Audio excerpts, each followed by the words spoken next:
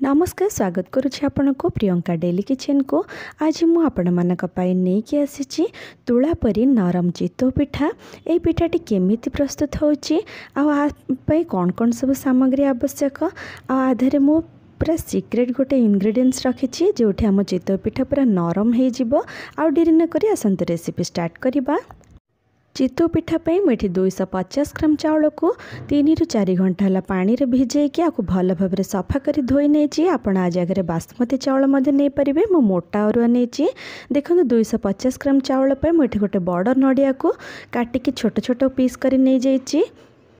भात ये गोटे कप नहीं छोट कप रे मापिकी ये भात देवा द्वारा आमर चितौ पिठा बहुत ही नरम होता है। देखो ये गोटे ब्लेंडिंग जार को नहीं जाइए। एबे आमे सबुथिर आमे अल्प अल्प करके देबा। देखो प्रथमे मु अरुआ चाउल को अल्प दे देछि आ एबे नड़िया को अल्प दे देबा आ भात को मध्य आमे अल्प दे देबा। मु एठी उषुना भात रे यूज करछि। आपण चाहिले आपण पाखरे अरुआ भात जदि अछि ताको मध्य यूज करि परिबे। अल्प पानी देके आको चिकन पेस्ट करी बाटी नबा। देखो एठी पेस्ट बाटी गलानी हमर। एबे गोटे बाउल को बाहर कर नबा आ बाकी रखिथिबा सब सेम प्रोसेस रे हम सेमती बाटी नबा। बाकी रही जाइथिबा चाउल नड़िया और भात को मध्य हम एमती बाटिकी बाउल रे दे दबा। देखो तो सब बाटी सारिबा परे हमर एठी कंसिस्टेंसी ए टाइप रे रहिबा दरकार। बेसी मोटा नाही कि बेसी मध्य पानी नाही।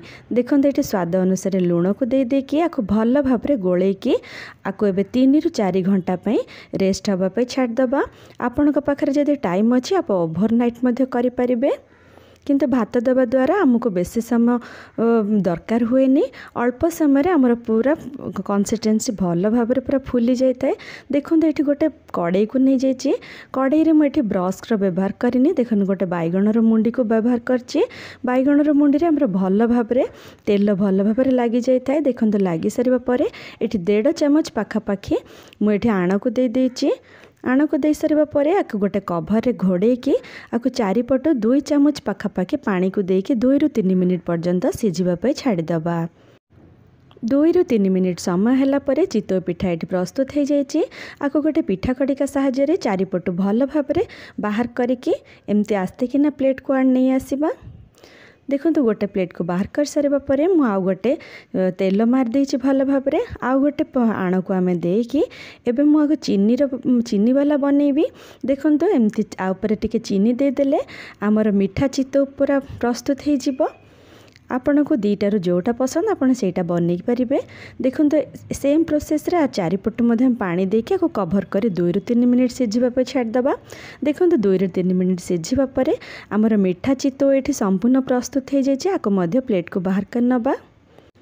गरमा गरम चितौ पिठा ये संपूर्ण प्रस्तुत हो जाइए। आशा करुँची आज रेसिपी आपण मानक निश्चय पसंद आसथिबो। जदि पसंद आसते गोटे लाइक कर दियंतु। आ चैनल रे जदि नुआ अछंती चैनल को सब्सक्राइब कर दियंतु। पुणी देखा गोटे नुआ रेसिपी सेते बेले जे रहूची। नमस्कार।